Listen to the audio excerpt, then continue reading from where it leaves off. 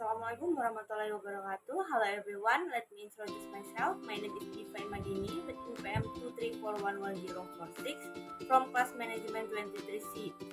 Here, I will explain about business feasibility study.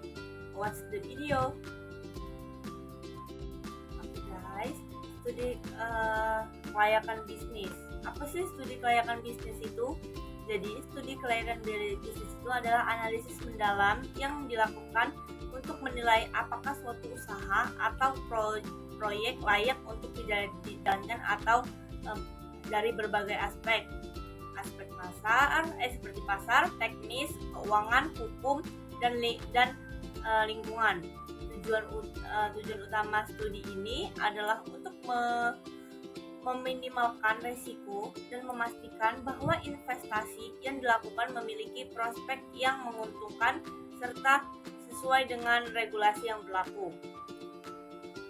Dari hasil kelayakan bisnis biasanya menjadi dasar pengambilan keputusan bagi investor, manajemen, atau pemangku kepentingan lainnya sebelum memulai atau mengembangkan suatu usaha. Baik, next. Studi kelayakan bisnis ini mencakup berbagai aspek yang harus dianalisis sebelum menjalankan suatu usaha. Aspek pasar. Yang pertama itu aspek pasar. Aspek pasar itu menilai potensi pemerintah, pesaing, dan strategi pemasaran yang tepat. Yang kedua ada aspek teknis. Aspek teknis ini mencakup kebutuhan peralatan, lokasi, dan proses produksi. Yang ketiga ada aspek keuangan, mengevaluasi proyeksi pendapatan, biaya operasional, serta memperhitungkan laba dan rugi. Aspek hukum memastikan kepatuhan terhadap regulasi, perizinan, dan hak usaha. Nah, yang terakhir itu ada aspek lingkungan. Aspek lingkungan ini maksudnya mengkaji dampak usaha terhadap ekosistem dan masyarakat sekitarnya. Selanjutnya, melalui studi kelayakan bisnis, pelaku usaha dapat mengidentifikasi peluang dan tantangan yang semungkin muncul serta menyusun strategi untuk mengatasi risiko.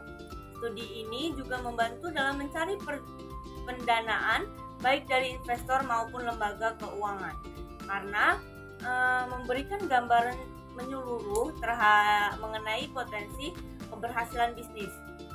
Dengan melakukan studi kelayakan yang komprehensif, perusahaan dapat mengambil keputusan yang lebih tepat untuk menghadiri kegagalan bisnis di masa depan.